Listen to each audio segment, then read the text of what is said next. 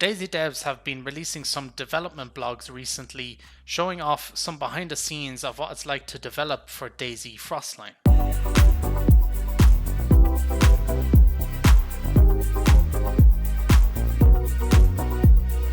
So over the last couple of weeks, the DayZ devs have been showing off these development blogs, and they've been giving some sneak peeks of some features that are coming to this new DayZ Frostline expansion. And they've shown off a few so far, and I wanted to go through them with you. So in week 1 of the development blog, they show off 15 minutes of gameplay that we were shown off at the DayZ Unite event. This is a little bit of exploration of the map, showing off the new fishing mechanics, showing off a bit of the actual map itself, and showing off how to defrost food. In week 1, they also show off some of the new fish species that are coming to the map. Obviously, with DayZ Frostline and Sakhal in general, you're going to have to rely more on fishing and hunting instead of just gathering canned food. So with this comes a kind of fishing overhaul and more fish that you'll be able to catch. That's all they kind of showed off in week 1, but when we get to week 2 of the development blog, they start to show off some more interesting things. So in week 2, they show off a video that the DayZ devs had created for the DayZ survival camp that I was invited out to a couple of weeks ago. The short little 5-minute video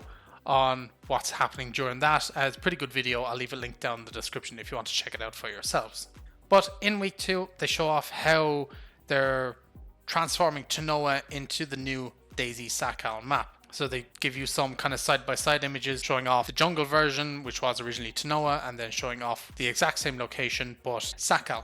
The changes are pretty big in my opinion. They're also saying that this map is going to be one of the most detailed maps that they've ever done so far, and they show off a picture of some of the details we can expect to see while exploring this map. One of the bigger things they show off then in week 2 is the snow. So not just the snow in general, but the details that are going to be in the snow. Another thing they show off is that if you're driving a vehicle on the snow, you will actually be able to see tracks from the cars in the snow. So say you hear a car in a local town or something, or a car drives past you, you'll be actually able to track the car via the tire tracks that will be in the snow. The devs have also mentioned that they are going to be looking into particles behind vehicles, and alive entities moving on the snow as well are being looked at. So hopefully that does mean we get footsteps down the road. That would be pretty amazing if we could get that. I really do like the way the tire tracks look in the snow. It's pretty sick. I don't know how long they'll stay there for. If it'll snow again and they'll cover up, we'll just have to wait and see. And then continuing with the snow, they showed off what will happen if you light a fire middle of a snowy area. As the fire gets hot, the snow around the fire will start to thaw out and melt. Really, really cool feature, this one. This is something that I've always wanted to see in the modded snow maps before, but we're actually getting it in an official map, which I think is going to be fantastic. So obviously the longer a fire you have lighting in the snow, the bigger area it'll thaw out, and eventually there'll be no snow on the ground and it'll just be uncovered from the snow. Then they go on to show a bit of a Z. So they show a hand from one of the infected that's going to be on the map. And you can see on the infected that it looks like the infected's hand has been hit with frostbite. So they're not just taking, infected from Chernarus and pasting them straight into this new Sakhal map. It looks like they're actually going to be making tweaks to the Zeds, so they actually look like they've been in that map for a long period of time. Also, the camo clothing, I've noticed on those Zeds as well. Looks new, haven't seen that before. Hopefully we do get some new kind of winter camo clothing in this map and update. It'll be really sick.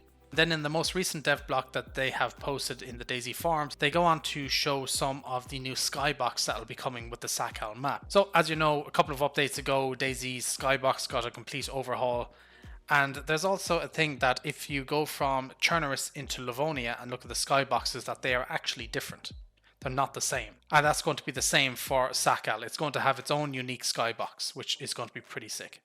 They're also saying how they've done this as well as they've gone into Google Street View and they've been able to look at the clouds from the area of where this map is located in real life and pick out which clouds are which, and then from photos that they have taken in real life, they're able to also match them as well and try to get the most accurate kind of clouds that they would if you were there in real life. Again, they also kind of talk about the weather in this one, and it's about the wind and snow.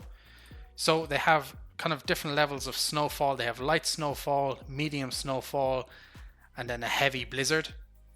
And with this, if you have a strong wind and it's snowing at the same time, the snow particles will follow whichever direction the wind is blowing.